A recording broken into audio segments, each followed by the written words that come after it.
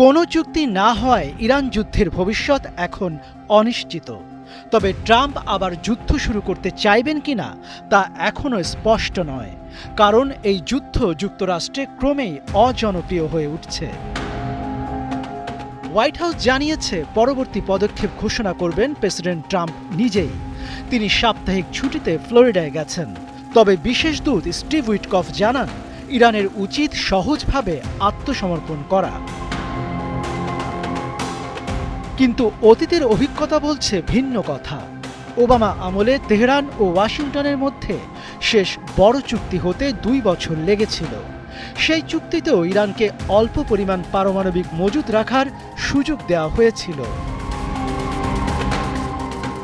মূল সমস্যা দেখা দিয়েছে ইউরেনিয়াম সমৃদ্ধকরণ নিয়ে। এই বিষয়ে নিজেদের শক্ত অবস্থানের কথা জানিয়ে ইরান বলছে, পারমাণবিক অস্ত্র বিস্তার রোধ চুক্তির স্বাক্ষরকারী হিসেবে নিজের মাটিতে ইউরেনিয়াম সমৃদ্ধ করা তাদের অধিকার। তবে যুক্তরাষ্ট্র বলছে, এটাই প্রমাণ করে ইরান সবসময় পারমাণবিক অস্ত্র তৈরির সুযোগ রাখতে চায়। 40 দিনের যুদ্ধ এই অবস্থানকে নরম করেনি, বরং আরও শক্ত করেছে। শেষ পর্যন্ত দুই পক্ষই মনে করছে প্রথম দফায় তারা জিতেছে। সে কারণে কেউ এখন সমঝোতার মেজাজে নেই। তবে 2 সপ্তাহের যুদ্ধবিরতি শেষ হচ্ছে 21শে এপ্রিল। বিশ্লেষকদের মতে যুদ্ধ আবার শুরুর হুমকি ট্রাম্পের হাতে সবচেয়ে বড় চাপ তৈরির হাতিয়ার। কিন্তু এই পথে রাজনৈতিক মূল্য অনেক বেশি, কারণ বিশ্বের মোট তেলের 20% হরমুজ প্রণালী দিয়ে যায়।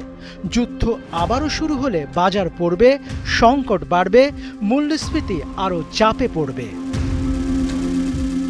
বিশ্লেষকদের মতে ট্রাম্প এখন এক কঠিন সিদ্ধান্তের মুখোমুখি হবেন। হয় তিনি পরিস্থিতি আরও খারাপ করতে পারেন, অথবা আলোচনায় ফিরে এসে নতুন করে পরিস্থিতি মূল্যায়ন করতে পারেন। মনিরুজ্জামান বাবু, ৭১।